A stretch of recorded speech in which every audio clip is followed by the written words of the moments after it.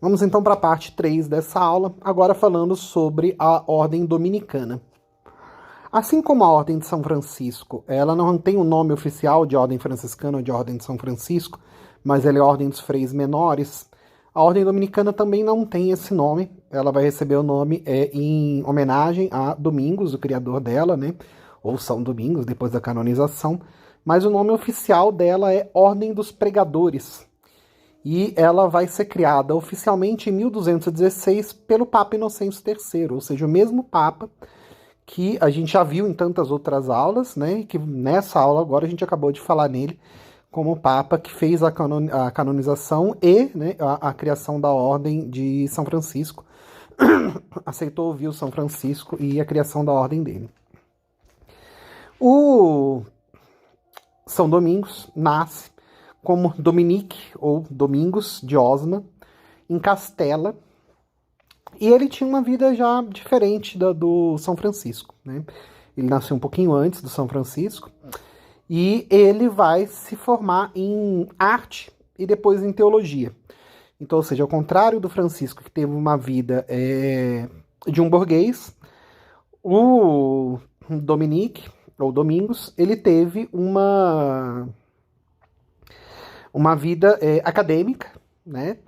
E dentro dessa vida acadêmica também já havia tido ali algumas manifestações dele caminhando para aquilo que ele vai estar pregando depois. Em 1191 existe um episódio onde uma grande fome foi acometida no reino de Castela, e aí ele resolveu vender os seus livros e vender as suas posses para dar isso para alimentar os famintos. E as pessoas foram criticar ele, que era um absurdo, ele tá vendendo, aquelas coisas eram extremamente valiosas, né? E era importante para a formação dele, que o conhecimento era mais importante do que dar esse alimento para os famintos, porque eles iam comer e iam continuar famintos logo depois. E aí a resposta dele é: você quer que eles morram para que eu possa estudar medicina com os corpos mortos deles? Eu estudei foi arte e teologia, que são duas matérias ligadas à ideia da vida, a beleza da vida, e não à ideia de morte. Então, não, eu não vou aceitar. Eu prefiro que eles vivam e só faz sentido a minha teologia ou a minha arte se eu colocar a vida acima de qualquer outra coisa. Mas, apesar desse episódio isolado, ele vai passar a maior parte dessa vida, da primeira parte da vida dele, né? Até por volta dos 30 anos, na universidade. E aí, em 1203 a 1205, que vai começar uma nova fase, uma nova etapa.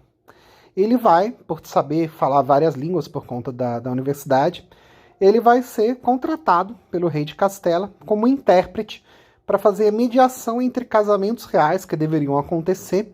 E o objetivo era fazer uma aliança com a Dinamarca, mas também vendo outros pretendentes na região da França, e aí ele acompanha essa comitiva, né, para fazer ali as interpretações. E aí, passando pela França, em 1205, o que ele encontra lá? Os cátaros. Lembram dos cátaros, da aula que a gente teve, das heresias e tudo mais, etc? Pois é, muito interessante, né? Essas ordens medievais, elas estão extremamente ligadas também às heresias medievais. E tendo contato com os cátaros, ele resolve, né, usando ali todo o conhecimento acadêmico universitário dele, disputar em debates com os cátaros. Na época não tinha Facebook, né, para o pessoal entrar em discussões com quem tinha pensamento oposto, e se irritar com os posts, então fazia isso ao vivo, né. E aí nessa disputa que ele teve com os cátaros, lembrando, né, não sei se vocês lembram aí das aulas que a gente teve dos cátaros, mas os cátaros falavam, por exemplo, na existência de dois deuses, o Deus do Antigo Testamento, o Deus do Novo Testamento. De todas as heresias medievais que a gente teve, é que tinha mais discordância teológica mesmo da Igreja Católica, né? Não só das práticas, como aconteceu nas demais. E nesse caso, ele vai estar provando, né, que esses cátaros estavam errados, mas ao mesmo tempo sempre engolindo um caroço que ele não conseguia tirar da garganta, que por mais que ele provasse que, teologicamente falando, os cátaros estavam errados, os cátaros conseguiam provar para ele que a prática da Igreja Católica estava totalmente errada também, levando em conta a interpretação da Bíblia, levando em conta os ensinamentos de Jesus, especialmente no que diz respeito à riqueza, ao tratamento dos pobres, ao dinheiro e enriquecimento ficar nas mãos dessa classe clerical. E aquilo ia incomodando cada vez mais ele, até que ele resolveu se revoltar com aquilo, né? Nunca dando razão aos cátaros, mas ele resolveu que ele iria viver em pobreza e convencer pessoas que realmente a igreja precisava se transformar, mas que isso não deveria ser feito com nenhuma disputa teológica, mas com mudança do comportamento de pessoas individuais. E ele começa a dar o exemplo e começa a convencer outras pessoas a darem o exemplo. E aí, quando ele ia nessas novas disputas teológicas que ele tinha com os cátaros, ele falava, mas eu não faço isso. Então, eu estou aqui seguindo o meu exemplo, eu estou seguindo o exemplo de Jesus, e eu estou seguindo o exemplo que é o certo que vocês têm para fazer diante do que a igreja está fazendo de errado, que não é contestar teologicamente a igreja, mas é contestar as próprias práticas de vocês. Se você acha que isso está errado, há outras alternativas. Lembrando que, nesta mesma época, São Francisco de Assis tinha passado pela Espanha, pela França, voltando para a Itália. A Ordem de São Francisco já tinha sido criada. Então a gente está em um mesmo momento histórico onde esse tipo de disputa, que na época dos valdenses foi considerado heresia, mas gerou heresias muito piores, como a dos cátaros, começa a ter uma grande abertura na igreja, né? Ou seja, é possível você ser católico e falar de pobreza, falar de não riqueza clerical, como exemplo, desde que você não critique o Papa, né? O próprio Papa já tinha tido essa abertura com São Francisco, e aí ele resolve, então, e ele vai ter aí uma característica diferente da Ordem de São Francisco. As duas são consideradas ordens mendicantes, por quê? Porque elas abandonam por completo a riqueza, elas colocam como a regra principal que as pessoas que fizessem parte dela tinham que viver em pobreza, não podiam ter nenhum tipo de bem material. Só que no caso, o São Domingos ele tinha uma situação a mais, que e temos a obrigação de estar combatendo os hereges em termos de disputas, de conversas, para provar que se há uma mudança que tem que ser feita na igreja, a mudança é feita pelas pessoas, tipo, de baixo para cima, mas não forçando os de cima a fazerem, mas como exemplo, né? E aí combatendo qualquer dissonância teológica que tivesse dessa situação.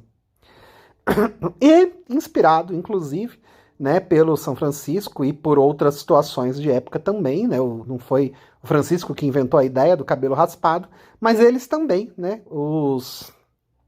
A ordem dos pregadores, que ele vai estar tentando criar, também usava ali aquela parte de cima do cabelo raspado como sinal de serem menores, né, diante da presença de Deus e dos outros membros do clero e assim por diante.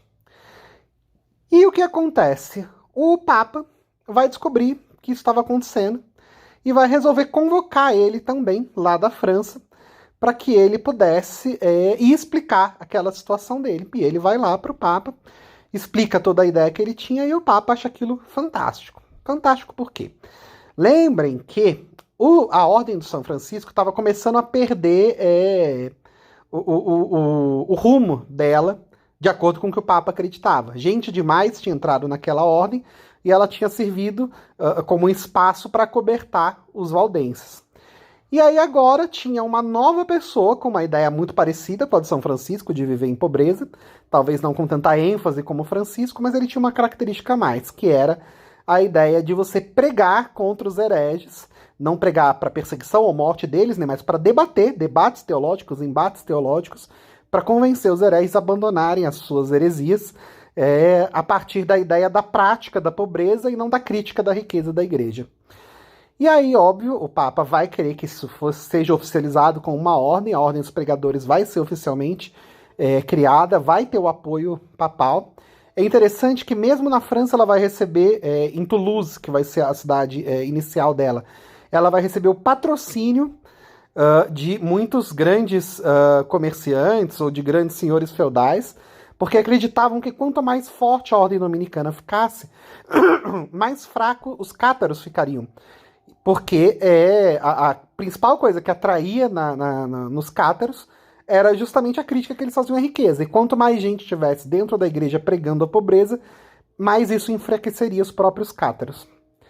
E no final das contas, o São Domingos morre em 1221. e vai ser canonizado em 1234.